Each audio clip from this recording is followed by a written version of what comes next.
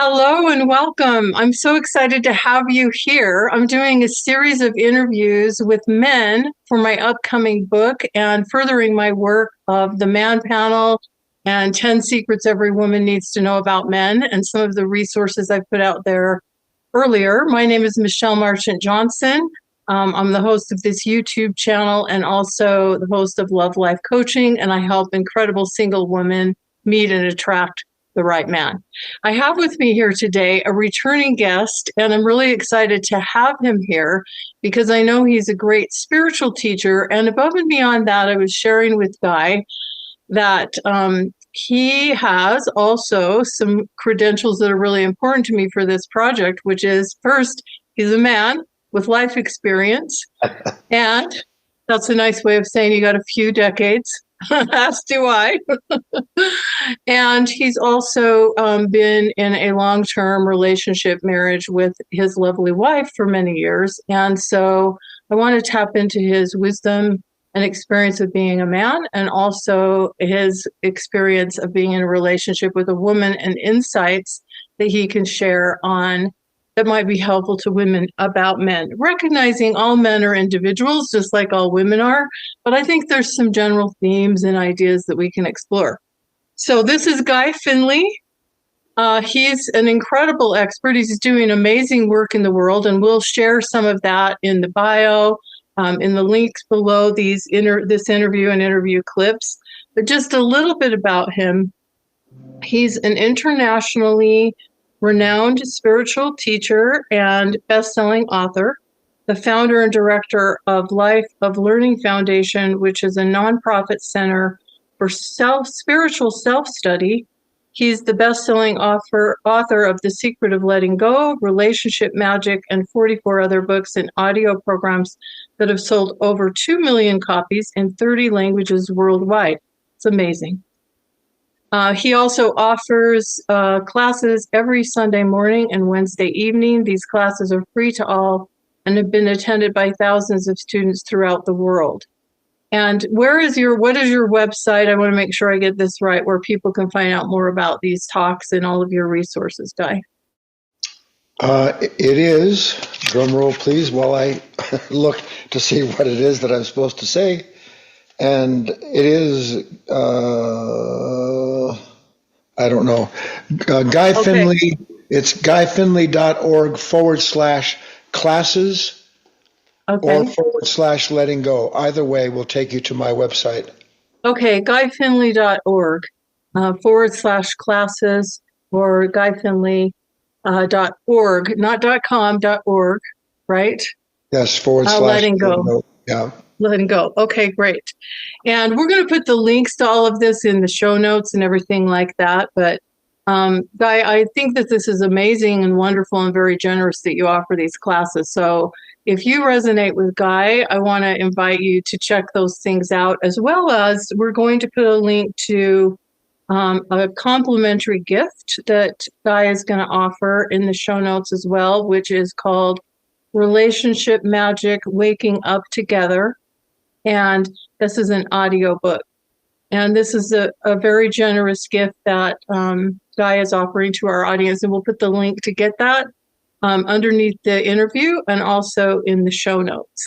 So this is basically an invitation that Guy has to turn to be a master of the extraordinary kind of wisdom that will elevate every relationship in your life to newer and higher levels. So speaking of elevating the relationships to newer and higher levels, Guy, I know I'm just kind of rolling with this today, but I just really want to tap into your wisdom from being in a long-term relationship and from working with thousands and thousands of people in the realm of relationships and their spiritual lives.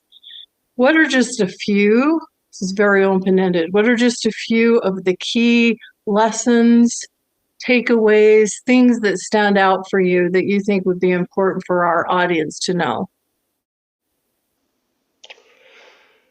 Well, let's see. I'll just kind of roll a few off to see what comes of them, and then you can stop me or ask me what you want to.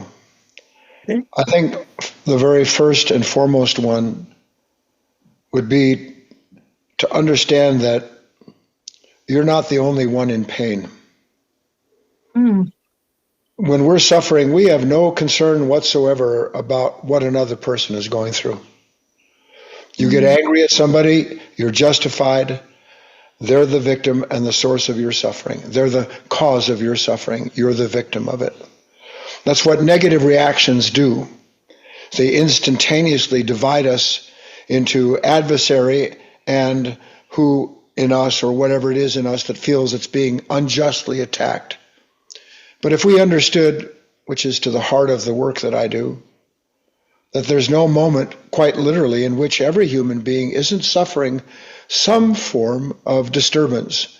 Just being a human being is to live in a cosmic sea of interacting energies. I mean, without going woo-woo, there's no moment where everything in creation isn't being acted on, and that includes you and me, even while we're talking. There are 10 gazillion things moving into and through us, and all of them producing some form of an awareness of ourselves. This is really the source of awareness, is the fact that something in us is being acted on at all times, and we are the recipient of what is acting on us. That relationship is a disturbance. We don't know what to do with that disturbance, Michelle, except blame someone or something else that's convenient and close by for the conflict we feel. You start to learn a little bit about your own unconscious suffering and how it wants to point the finger at anyone and everything that has set it off. And in that moment, you'll start to realize, I'm not the only human being that suffers. My wife is suffering. My son is suffering. My daughter is suffering. And I'm not to, how shall I say, when I realize, this is a phrase that I've been polishing for the last 6 months or so, the infinite capacity for perfect similarity. The infinite capacity for perfect similarity. That's what allows us to actually love one another. Because when we understand our perfect similarity, we, in essence, become like the Good Samaritan. We can't walk by our husband, our wife. We can't leave that person the way they are, because we understand they're suffering because we are a participant in the consciousness that's doing that. That's a sea change, Michelle. When my wife is suffering, she's anxious, or she's angry, nervous about something, and my wife is a racehorse. She's very high-strung. To have resistance to what she manifests makes me no different at all than she is, because now she's set me off, and I want to blame her for what's racing through me, when the fact is, what she's done is show me something in myself that's similar to her. And if I'm aware enough of it, I can let it come up and let it go by and not resist her. And when you don't resist another human being, where are they going to go with that pain, other than perhaps to see, well, he's not the cause of this. Maybe he didn't produce this pain in me. Maybe there's another source. So long answer, first one, understand you're not the only one who suffers. Second, much shorter. Hang on. Yes, please. First of all, wow, like what a truth bomb right there. And that piece alone, I think, is so important for people to absorb and consider and integrate, because that could save us all from so much conflict. You know, I'm just thinking back, and so much additional pain and suffering, and so much blaming and shaming and anger at a partner or potential partner, or in any of our relationships, because it is natural, like you were saying, for us to look for that source of that pain. And where does that usually get directed? To who's closest to us. When I think back in my own marriage, I've been married now, well, almost 19 years. My husband and I got married later in life, and we were both very established individuals when we got married. So when I think, and there was some Established meaning hard-headed? hard-headed, stubborn, set in our ways. I was well into my 40s when I got married, almost 44. My husband was 38. He's a little younger than I am, but we were both used to making all of our own decisions, not having anyone else to consider in what we do, thinking our way was the way. I can remember, this is hilarious. I can remember after we first got married, and I was, asking my husband to do certain things around the house. And he was doing them, but he wasn't doing them right. Yeah, I get right? it. Yeah. So I was like coming after him, telling him this needs to be done this way, and and he needs to adapt and adjust this and that and the other. I mean, think about this. Two women can't even load the dishwasher and think that either one did the same way. So what chance does my husband have to do it? There's some meme that says, one person is like a Swedish architect in the way they load the dishwasher, and the other person is like a raccoon on meth. Well, in my estimation, my husband was loading the dishwasher like a raccoon on meth. That's just one example. But so he finally looks at me after I'm chasing after him in the house, telling him all the things he's doing wrong, or that he's not doing it right. He's doing it. He's just not doing it my way. And he finally says to me, you can either tell me what to do or how to do it, but not both. So that was an eye-opening moment. But going deeper with this, when I think about the times when we've had deeper conflicts or deeper pain going on in times in our marriage, it has been certainly a tendency for me to think my pain is being caused by him. And I'm sure vice versa at times. That's absolutely. Like that's a game changer to get that. If we can, and the next point that would strengthen that is to realize, well, my wife is set off, so she can't be set off unless she's summarily resisting something that she blames for her pain.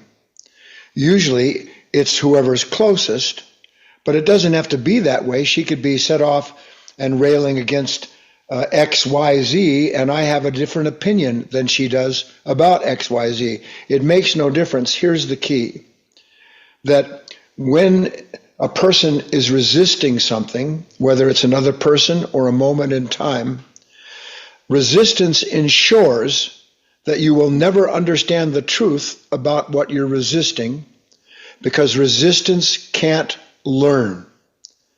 What you resist persists, because the resistance sets in motion a mindset that whatever it is that I'm resisting is wrong, and I know it's wrong because of, listen to this, because of how much pain I'm in looking at it. We need to turn that around and start recognizing, if I'm in pain looking at something, I need to examine the consciousness involved in that projection, as opposed to believing that that pain is produced by my husband, my wife, my children, or the world around me. That's the only way in which there can be this moment, which is critical, in which, and we know the saying, count to three, take the pause that refreshes. But we don't understand what that means. Here I am, I'm angry. I go, 1, 2, 3.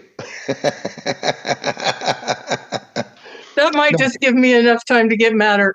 Yeah.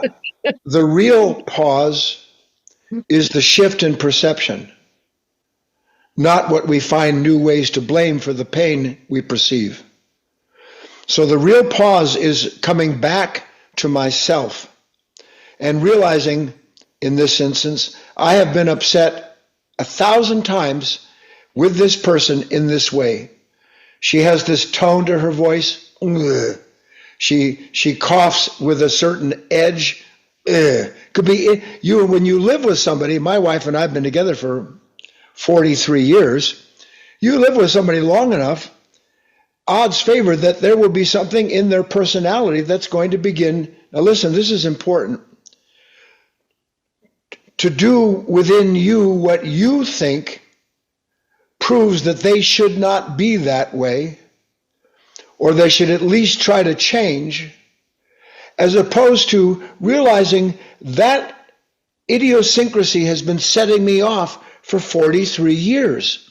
Maybe I'm bringing that idiosyncrasy with me into this moment, and I need to thank this person for helping me to see this stone in my shoe that I haven't known for all of these years, but at least now I'm beginning to recognize I walk around with a demand I don't know I have, and I would never know if it weren't for my wife as the polishing wheel hitting these hard facets of this jewel called Guy and trying to polish as best it can. Not her polishing me, and not even me being polished, Michelle. Just a relationship between yin and yang, between active and passive, male and female, that's intended to give birth to something new. And this would be a big hint. If I don't discover something new in any unwanted moment, that moment has been completely wasted, including one that's difficult with my husband or wife. Mm. Mm. So interesting. So interesting. So, this brings up another thing that I think happens a lot is people thinking that we are responsible for changing someone else when something, this personality trait, this habit, this whatever, starts bugging us, starts irritating us, starts making us upset. And for us to start thinking they need to change, they need to fix this, they need to adapt, they need to do this. We can easily look out and find, if we're looking for it, or even if we're not, sometimes based on what triggers us, we can find all kinds of things that we think they should improve on, no matter who they are. Absolutely. And this gets to the heart of something pretty deep. You can pull me back from the abyss if I fall too far into it. What did Christ say? He said, why do you point out the mote in your partner's eye when you should be looking at the beam in your own? So why don't I know the beam in my own? And the answer is because, with God as my witness, if I'm honest, I don't know what to do with the beam in my own eye. It's what gives me a way to escape seeing that no wonder I can't change you, I can't change myself. And trying to change you is the way I avoid the fact that I'm unable to change myself. You want to talk about real change? Real change is what happens when you see that you keep creating the same relationship and blaming others for that conflict instead of recognizing there is a part of this consciousness that can't do anything other than recreate itself by finding someone to blame for its pain. Mm. So for those who are slightly less biblical, Guy, and I love this mode and beam idea, just so you know, and I love that teaching by Christ, but I'm guessing some people may not even know what the mode and the beam actually mean. So can you give us a little more on that? Sure. My wife, and I'm not saying this is true of her, I'm just keeping it personal. My wife keeps accounts, and I don't mean financial. I mean, she keeps accounts so that she can just bring up the name of one person that has troubled her in the past. And if that person's transgressed again, all hell breaks loose because now she is vindicated in the enmity that she feels towards that person. And she's not even with that person. She just heard that person's name. That's called keeping an account. That means that she looks out and she sees that moat, she sees that flaw, that weakness, that tendency in that person. And when she sees, in quotes, that tendency in that person, she will then strengthen the account and be more convinced that the anger or disappointment or sense of betrayal is that person's responsible for. So that's the moat in the other person's eye. She doesn't see the beam in her own. She doesn't see, and this is pretty crucial, that she walks around with a set of account books with everything written quite clearly that they did this and they didn't do that, and this is their tendency, and God help them if they cross that line, that I don't even know I have a book with lines in it until they do it. And the minute they do it, now I see the moat. I don't see the fact that if it weren't for my demands that they live up to what I believe a good person is, there would be no problem with them to begin with. That's how we heal. Not by trying to change others, but by seeing there's something inside of us that always blames this conflict caused by comparing how someone should be to the perfection that we are, and then realizing at last, maybe I'm not this God-sended perfect being that I've imagined myself to be.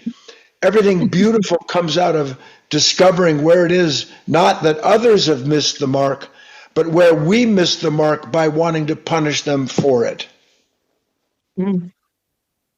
Yeah, and so often in our relationships and marriages, there is that scorekeeping or that bookkeeping where we're keeping track of past offenses, and then if something else happens, then we become all that, and we have stronger confirmation bias that our original judgment, our original condemnation of this person and how they should be and how they should behave is correct. Yeah. And we go off in our self-righteous indignation, so to speak, what we think is self-righteous indignation, saying, see, I'm right. That's the problem right there. That is, he's the problem, she's the problem. That's the problem. Critical to understand here is that it isn't Michelle that keeps accounts. It isn't my wife that keeps accounts. We live from a nature that is asleep and unconscious, and the only way that it knows itself is through comparing itself to the accounts it has kept. We have an involuntary relationship with our own negative reactions. We have an involuntary relationship with our own negative reactions. What does that mean?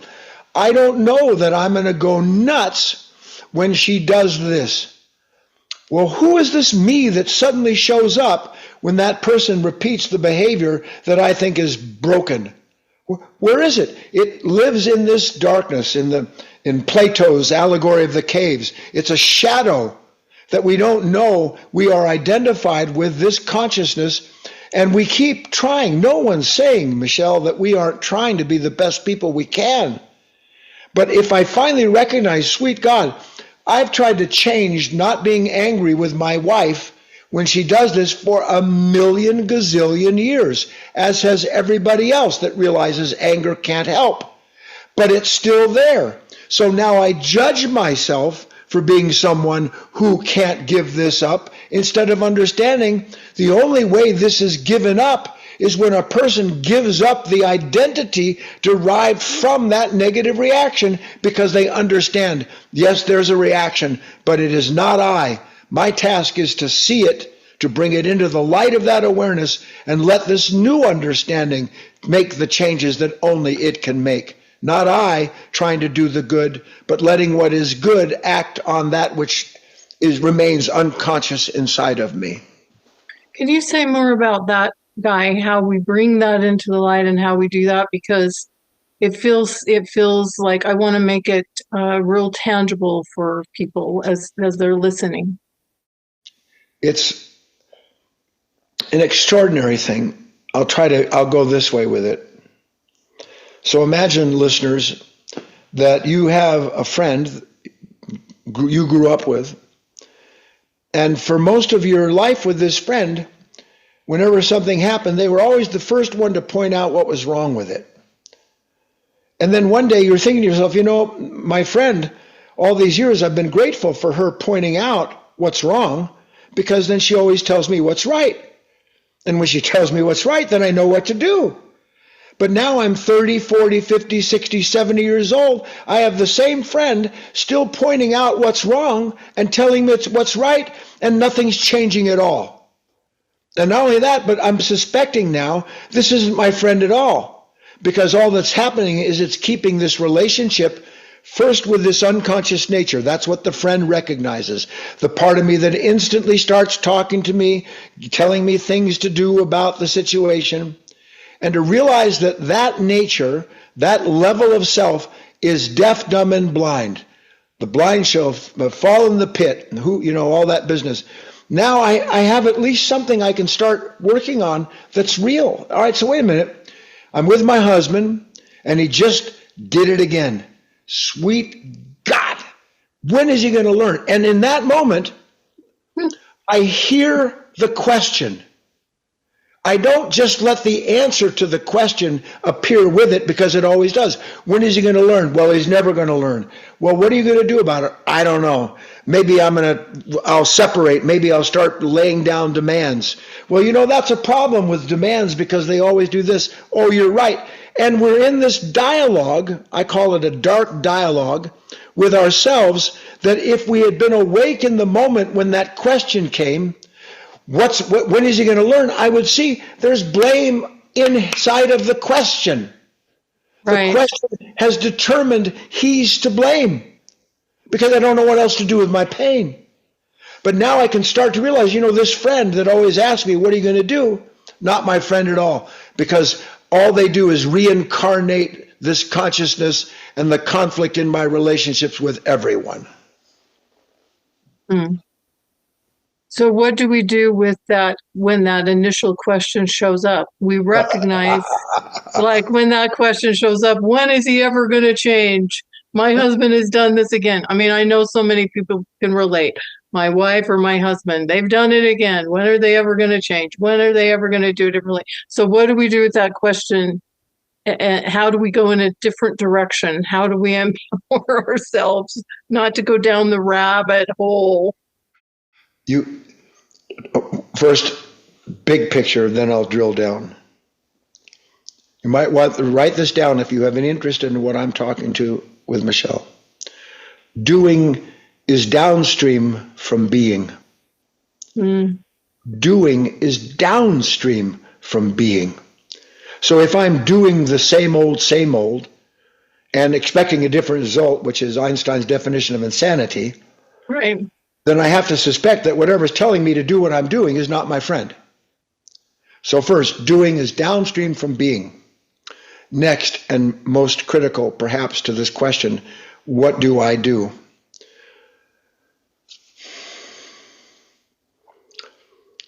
Everybody take a nice deep breath. When am I going to be responsible for my own pain? When?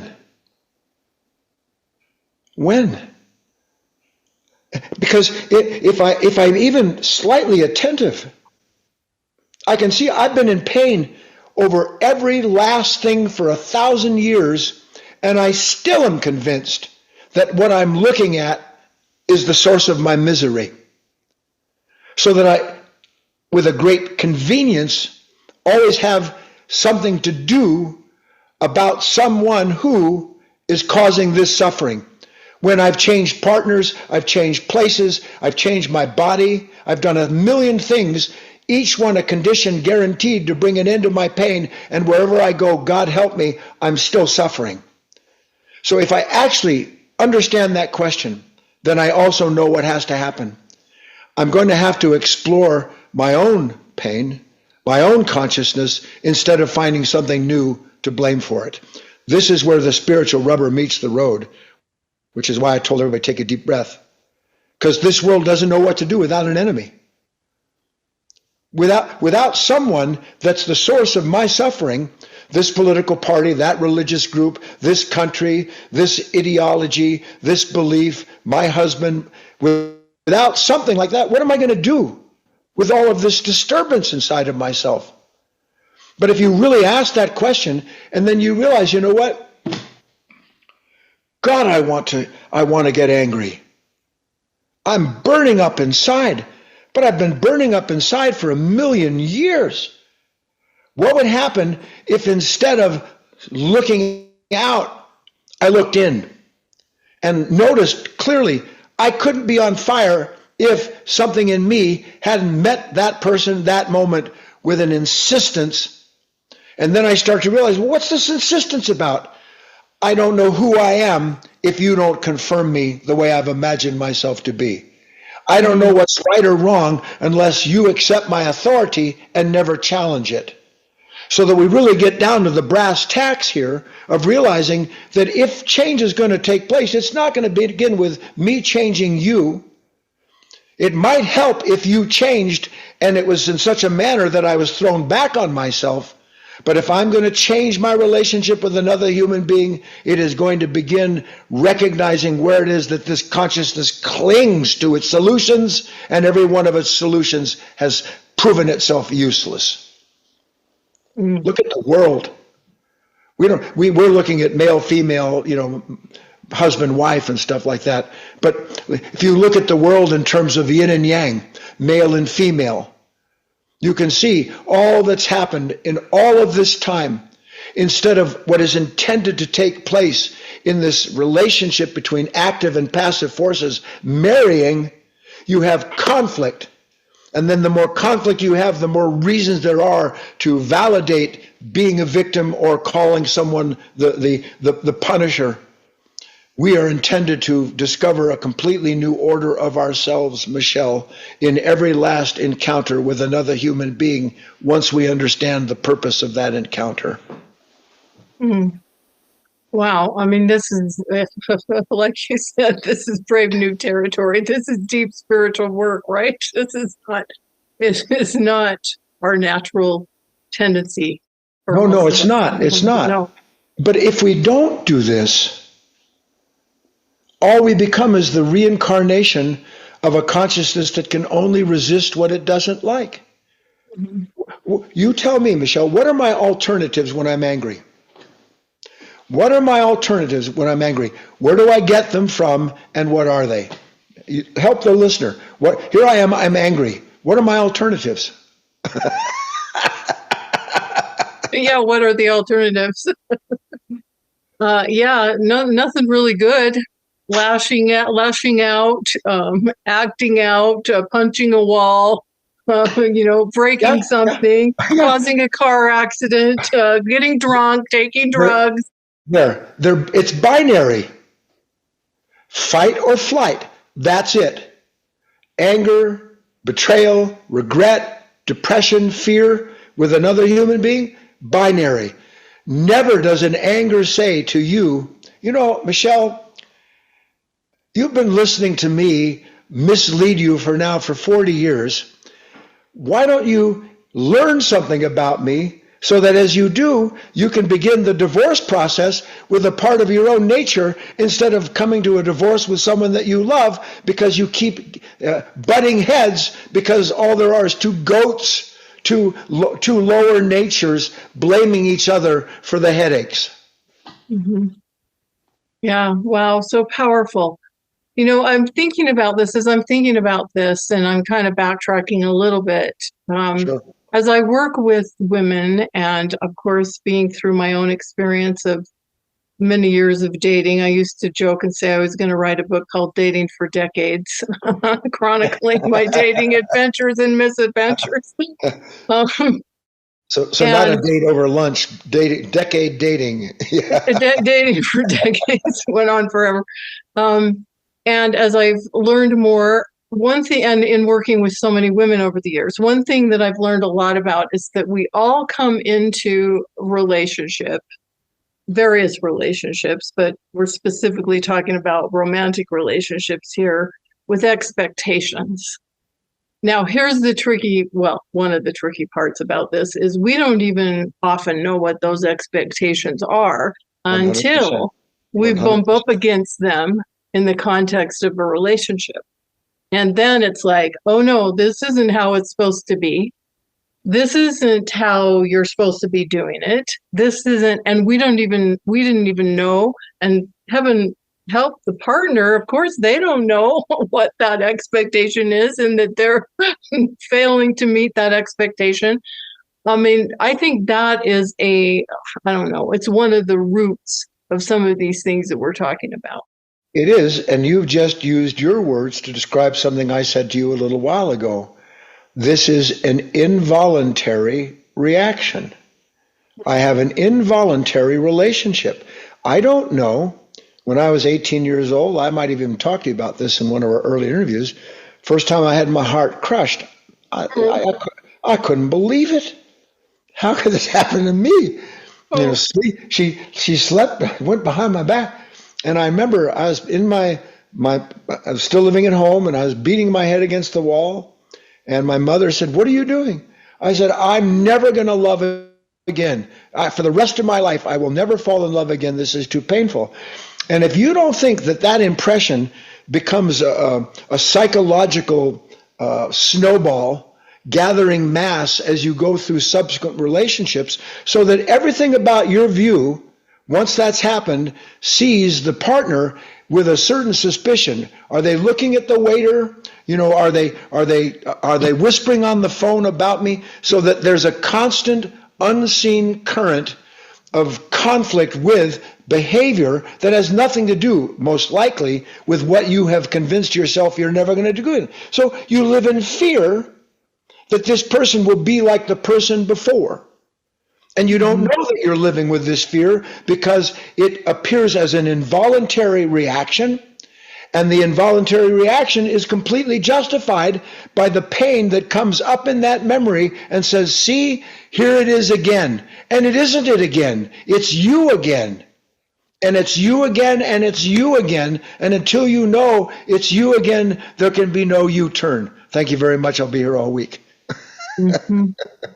Mm-hmm. You again. Mm-hmm. And it's not even you. That's why I say involuntary. It's just become part of this conditioning. Yeah, it's a lot of it is this chatter that goes on in the brain. A lot of it is more on the subconscious level. We're not even necessarily conscious of a lot of this stuff. Sometimes it comes forward when we bump up against something with someone. But we like, can, you know. But we can be conscious of it. That's what I meant about if you had this friend. It's just sort of a foregone conclusion for us that I'm just going to have to listen to this chatter, and I'm going to try not to listen because I know it's not right. No, it's not you chattering. Just like it's not your husband chattering. There's just the chatter. There's just the residue of all these unresolved moments in our life that until we're able to enter into that storehouse of bitterness, anger, or betrayal, we're never going to recognize that that reaction belongs to a nature that if I don't say I to it, then it can't see and use my eyes to determine my relationship. I'm free to the extent that I recognize who and what I am and what I'm not. And that's what we're talking about. The more, the greater the awareness of this nature, the freer I am. Like waking up from a dream. You wake up in the morning from a bad dream.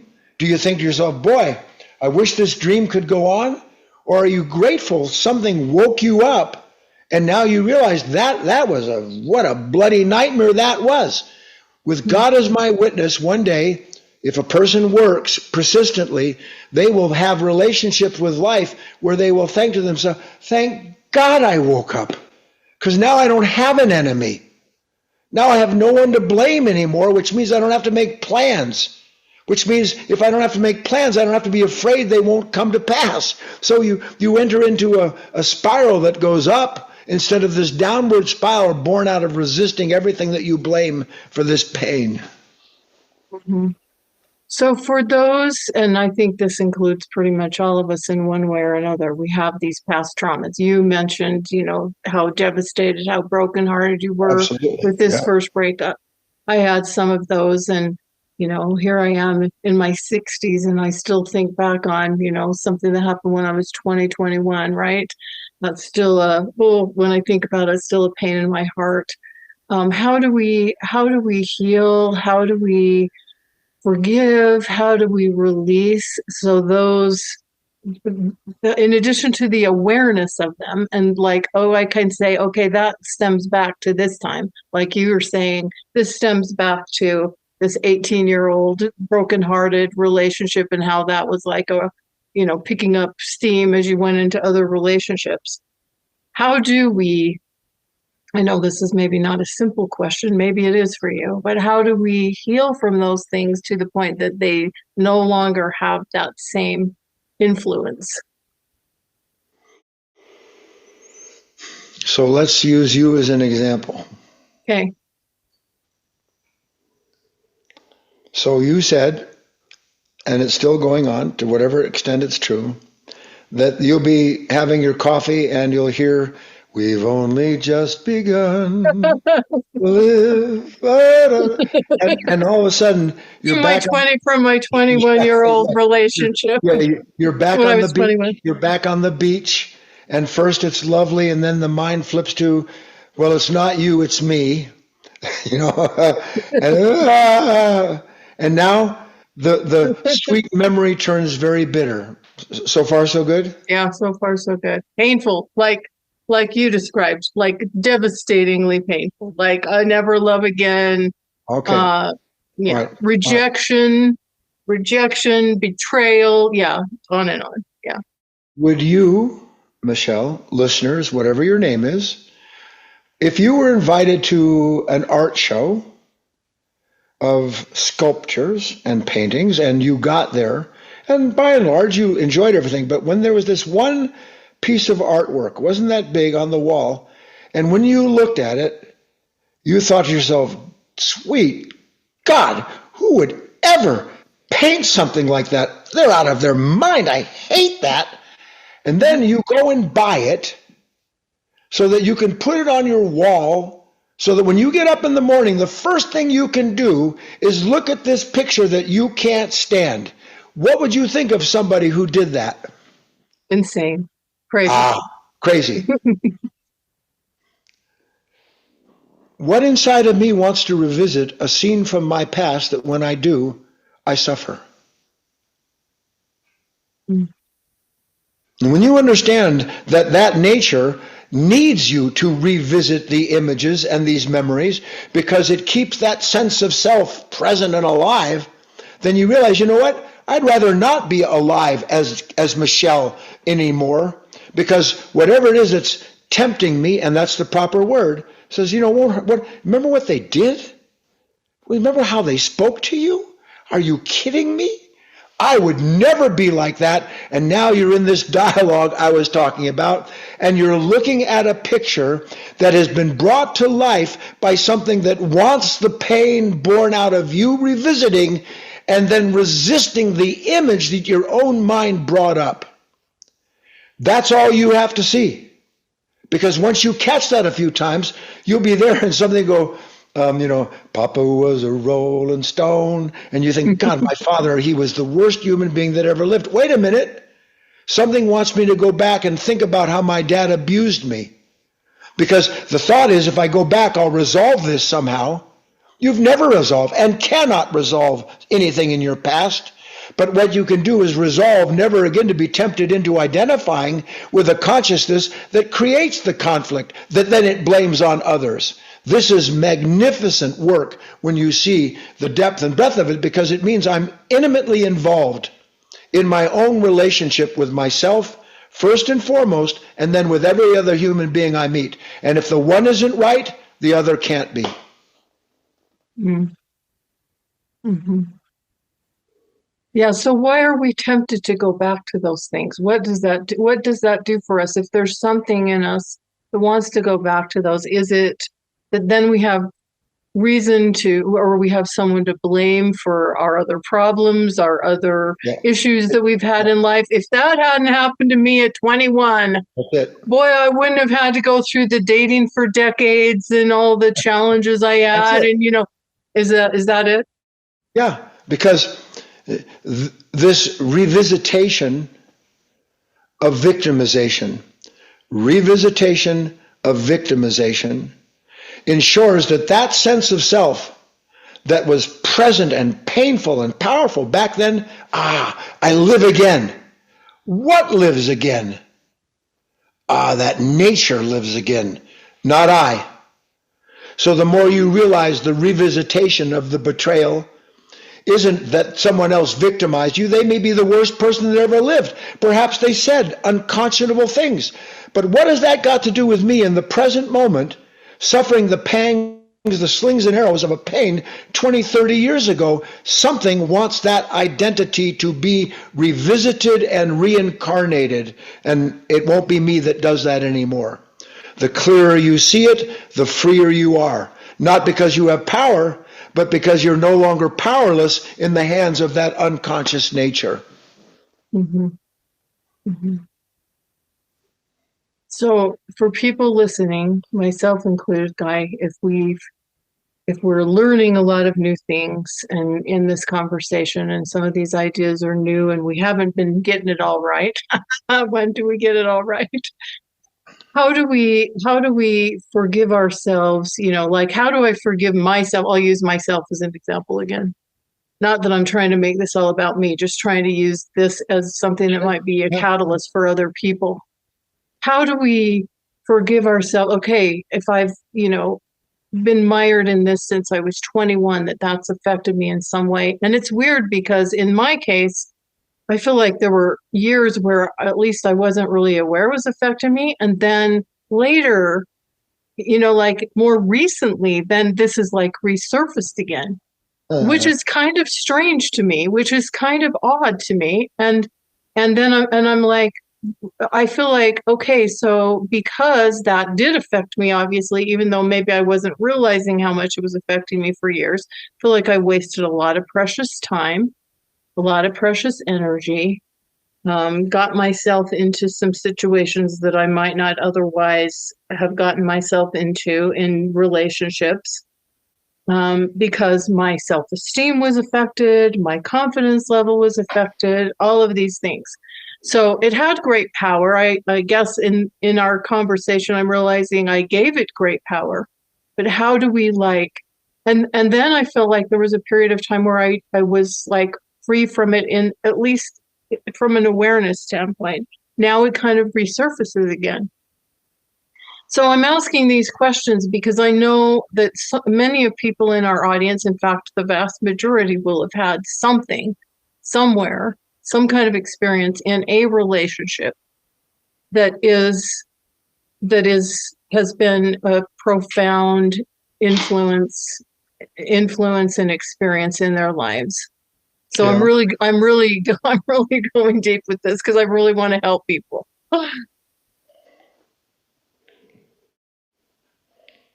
Well, you've done it now. Oh, I've done it now. Well, I'm 76. I've been teaching, properly teaching, since my late 20s. And if people think, well, why do you have to make this so confusing? What I'm saying isn't confusing. It's falling onto a mind that is confused about who and what it is.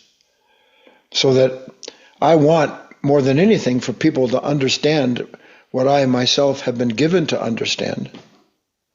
But there's no how do I say this? There's no drive-through happy me.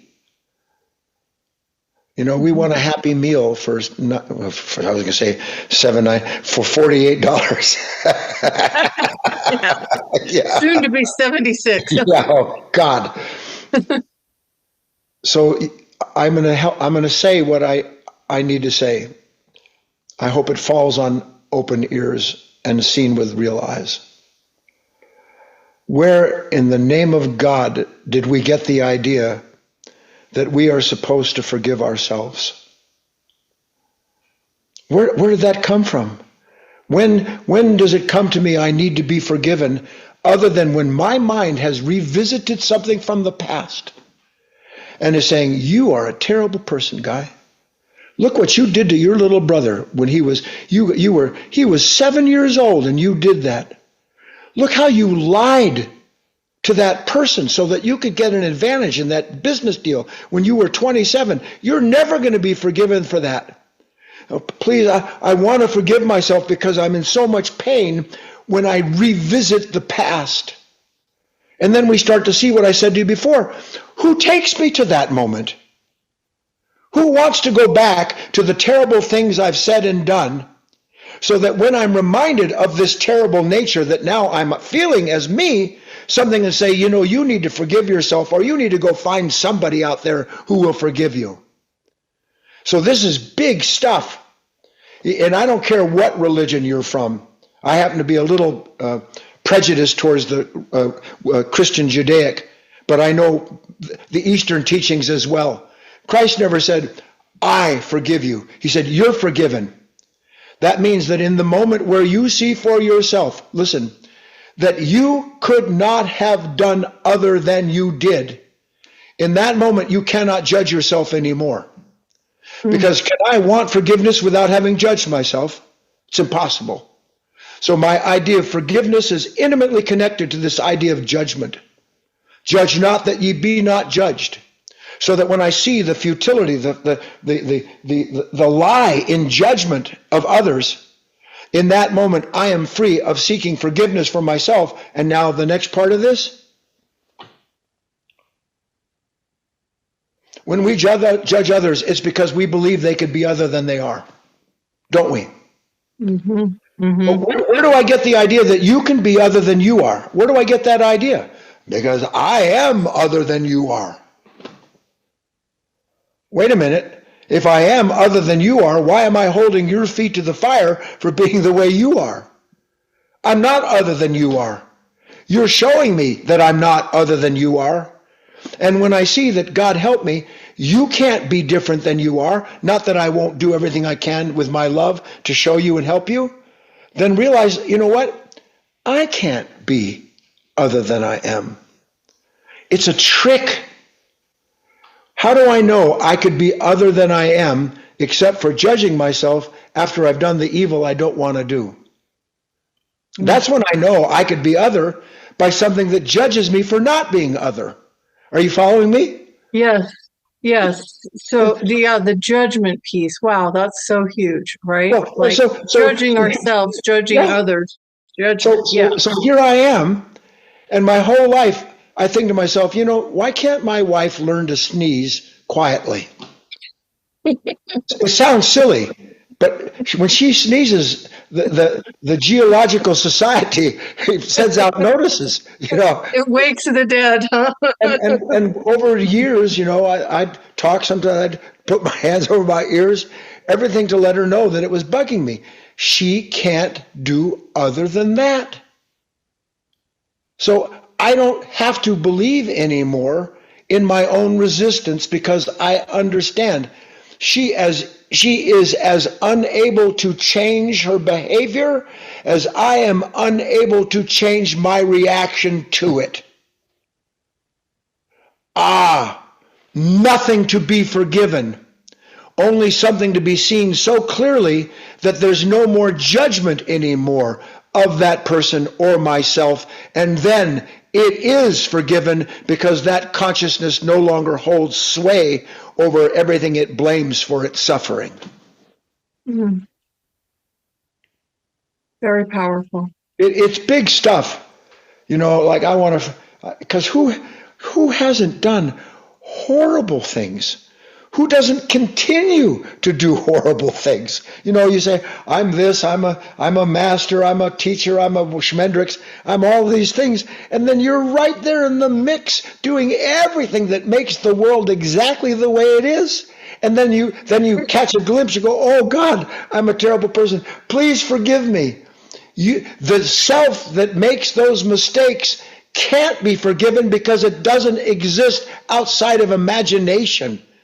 So an imaginary self seeks a way to become what it believes it has to do and be, and then when it misses the mark, it judges itself, and then it has the imaginary self suffering for missing the mark. If you wake up, where's the need for it? Then you understand it is forgiven. Rebirth is the forgiveness of everything that came before it to bring that new conception forward. That's the beauty of rebirth. What was is no more because it has become something new. And if something's new, it has no past. If it has no past, it doesn't have anything to forgive in itself or anyone else because it's new and in a new relationship with everyone else it meets. Mhm. So I know there may be people asking this question, Guy, which is, so do we not have responsibility? Do other people not have responsibility? Are we just saying we just are who we are and we couldn't do otherwise? Like, that sounds like a pretty big let ourselves off the hook. No, not at all. Look, my wife, if she was here, she would tell you this. The thing that has helped her the most as a human being isn't what I've said or done, it's what I haven't said or done. Mm. Because when she's angry or afraid or anxious, instead of meeting in her that negativity that would, and it produces a disturbance, instead I'm present to it and I won't talk from it. So she'll sit there and go through all of this business, and I'll just sit there and be quiet. And if I'm quiet enough, meaning enough of a mirror, she'll suddenly see why it is that I'm being quiet, instead of me resisting her, which confirms what she believes is wrong. So that it's right out of, again, I know people don't like scripture. In your patience possess you your soul, said St. Paul. In your patience possess you your soul. Now, what is patience? This is breathtaking. The word patience means to suffer yourself. That's what patience is. There is no other patience. Patience is very different than what we call patience today. What we call patience is tolerance. And where you have tolerance, you have self-righteousness. Mm. In patience, there's poverty in spirit, because I realize I'm just filled with this rage, but I know that I can't express it. I have to observe it. I have to die to it myself. And if I do, my wife has a chance to see what it is that's raging in her. And then something altogether can take place. Or my wife's in a state and I can see it, I feel it, and I understand that I need to say something. And I say something like, sweetie, let's both do something really valuable right now. Let's talk about this in 12 hours tomorrow. Let's talk. I'll be talking about it with you tomorrow. Tomorrow she won't be in that same eye. She won't be the same person, because now she's fully identified with the account, whatever it is, and she's talking and looking at life through it. Tomorrow she won't be there. So if I say to her, remember what yesterday you made that passive aggressive comment? I want you to know that hurt me. That actually hurt me. And then instead of resisting the comment, she realizes, of course it did, because she can see the state she was in, and out of her comes a genuine remorse, a genuine I'm sorry. Now we've both grown and both learned something, because we're not trying to prove to one another that someone knows the truth, and anybody that doesn't follow what we say is some kind of idiot or misbegotten human being. Mm-hmm. Yeah. But that makes a lot of sense. It takes quite a bit, doesn't it, to zipper the lippa? How that for a simple instruction? Zipper the lippa. Yeah. There's a lot of wisdom in that in so many cases. And yeah, when you say that she's benefited from what you haven't said and haven't done, and timing, the timing matters too, right? Because when we react in anger or upset or judgment, boy, that other person feels that, and then we're in a boom clash. That's exactly it. Yep. Resistance gives rise to resistance. Resistance gives rise to insistence. Insistence gives rise to war. War gives rise to suffering. It's that simple. When we can realize that one of us has to change. Everybody says, well, look, you change. You be the one. You're the one that needs you do it. And you have to understand, if you're waiting for somebody else to change, you're dead. And that means almost literally you're dead, because your spiritual possibilities have been buried by the idea that someone else has to be different before you're going to be different. No, let there be peace on earth and let it begin with me, then becomes more than just this soulful song. It becomes an action of responsibility where I recognize and I'm willing to go to work. And this is key, everybody.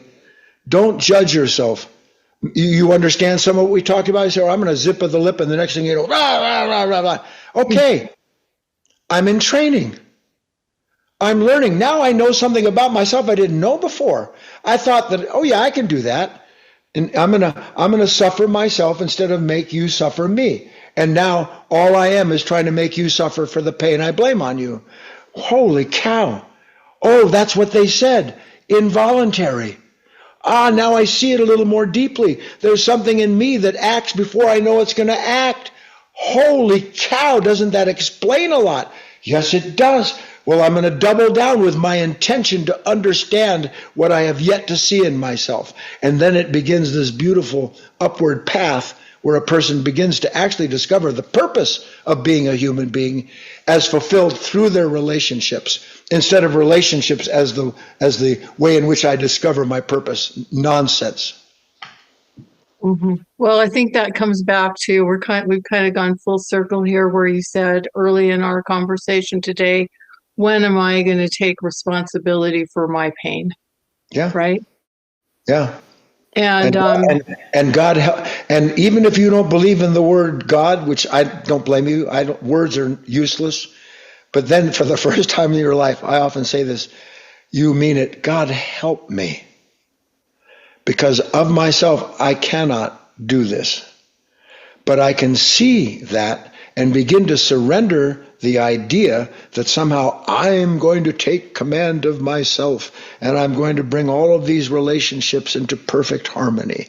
And what you have then is someone who has imagined what that harmony is and will go into disharmonious reactions anytime that harmony is challenged by somebody else singing a song that's not part of your repertoire.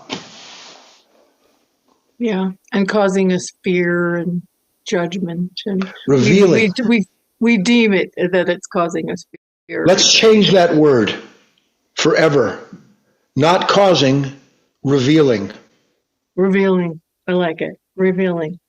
Not causing, revealing. That's a complete turnaround, isn't it? A new mind. Yeah. We think it's causing when the shift is revealing. Changing it to revealing. That's the big shift. Yeah. So I know we need to wrap. I just want to share one thing with you. I appreciate everything you've shared, Guy. It's been amazing. Like, so many takeaways from this, and we've been able to go really deep, and I appreciate you dancing with my questions here. It made me think of something that was a fairly recent experience for me. I was having some fear based on something that my husband was doing in his professional life that he was making a big career change, and it wasn't making me feel very secure. And and he went for a period of time without being employed at all. Let's just put it that way. So the fear is coming up for me. And of course, my natural inclination is I want to help him do it in the way that I think he should be doing it. He's not quite approaching this in the way that I think he should be making a job transition. I think he should have made the transition before he left the other job. Well, anyway, we go on and on. So I'm in my head about all this and getting very upset, a lot of upset, right? And I start praying about this, like you're talking about. God help me. I don't know how to get through this. I don't know how to get through this soup of emotion, all this fear that I'm feeling. And, I study a lot of religious and spiritual traditions as well. And I, too, am partial to the Judeo-Christian faith. And a scripture came to my mind out of the blue.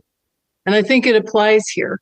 And the scripture was, God has not given us the spirit of fear, but of power and of love and of a sound mind.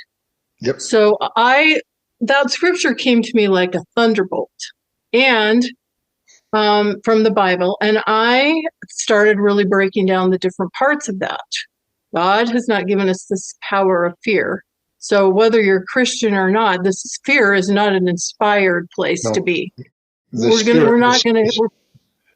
said God does not give us the power. The spirit of fear. God does not. Yeah, the spirit of fear. Yeah. Exactly. Yeah. Go ahead, please. God has not given us the spirit of fear. Fear is not an inspired place to take action from or to operate from.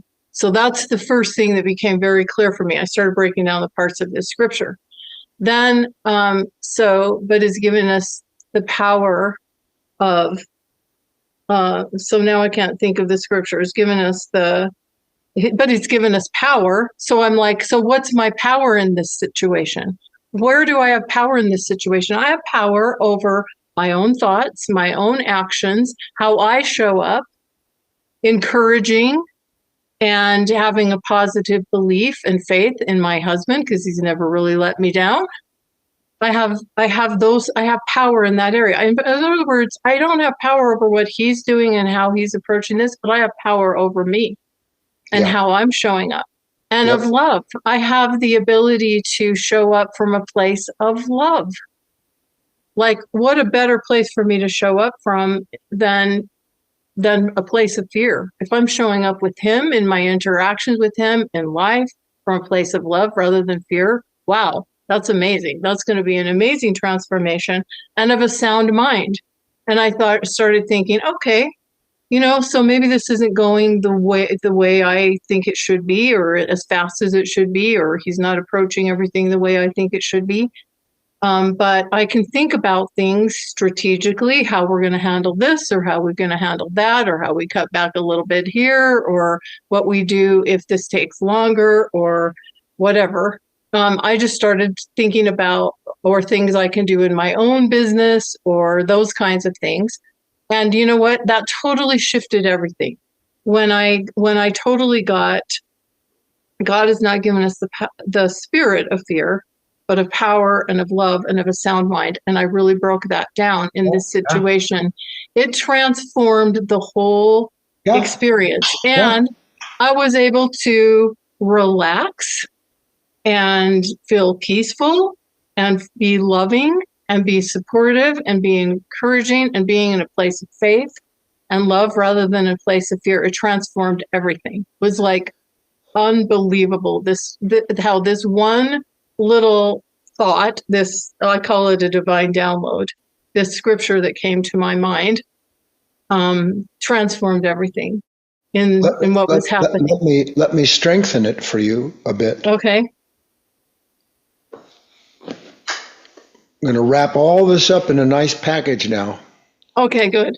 So, and a sound mind. Now, you described, and it's accurate, because one description of a sound mind is a mind that is linear. It's thinking through conditions, coming up with solutions. That's one definition of a sound mind, that's able to think outside of fear. But another definition, and probably the real meaning of the word sound mind, a whole mind. Mm-hmm. A mind that can't act against itself. A mind that cannot be prompted into an involuntary action of what is not sound, what produces suffering. So that we get this bigger picture of almost the vine, the branch, the vine, the branch, the vine, the branch, each understanding giving rise to another. Remember, doing is downstream from being. So the clearer that I am about what a sound mind is, the nearer I am to the source of it. And that's basically what you just said, is that thought brought me into a relationship with a bigger picture. And in that bigger picture, I could see what was not helpful and what could be helpful. And then I'll do my best to be as helpful as I can. If I miss the mark, I'll start over again. But everything brings that back. Involuntary, a spirit of fear, and everything that comes out of it. A spirit of anger and all of the blame connected to it. A spirit that is given to me is one that understands from a sound mind. I cannot hurt you without hurting myself. I cannot hurt myself without hurting everyone else. It's just built into it. Beautiful. Beautiful. This has been so much fun. I want to be respectful of your time. I feel like I could talk to you for hours, Guy.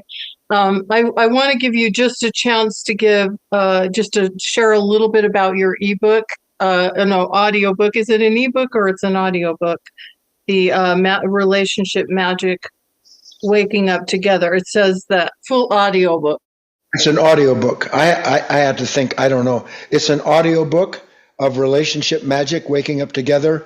And the title, Relationship Magic, in quotes, Waking Up Together, doesn't mean you wake up in the same bed.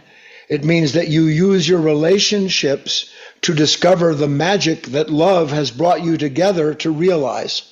And the magic is that I don't come out of a moment with my partner the same that I went into it. That's real magic, a change in character, a change in our consciousness. So this is a book down to earth. Really, it's all centered around relationships and ways in which we can use them to discover the truth. But it's also a book in the macrocosmic scheme of things, because every relationship I have with one person is duplicated in the world that I see around me. This world that we're in is a result of the way in which we relate to it. Change the nature of that relationship, change the world. So that's relationship magic. And it's free. It's a gift. Thank you. Thank you. And so for everybody watching or listening, the link is going to be in the description here, as well as the link to Guy's website if you want to sign up for his talks, and also in the link below the videos. And then also people can tune in for your ongoing talk series that are on, it's Wednesdays and Sundays. Is that what I saw here? Yes, yes. And okay. If you go to just look at go search out Guy Finley. Somehow the name has become popular and you can, it's everywhere. So just find my website, do your diligence, and come get the free gifts. Come learn what you can. That's your job. That's it. Yeah. Well, Guy, I want to thank you once again. It was lovely to reconnect with you again. I loved our conversation today. It was very interesting, very fun, and very enlightening and inspiring. And I know there's some really powerful takeaways for those that are open to that. And I hope it helps a lot of people. I know your work is helping a lot of people. So I really appreciate your generosity and sharing. I'm always happy to see you, always happy to talk to you. We always have a nice tete-a-tete, a nice time together. And I'm here whenever you want to talk, so don't even give it a second thought. Thank you, Guy. Thank you. And thank you, everyone, for watching and listening. We really appreciate your time and attention. I think attention is the scarcest thing in the world these days. Indeed. So we appreciate your time and attention, and be sure to check out the resources in the description, and look forward to seeing you again. Thank you. Bye-bye for now.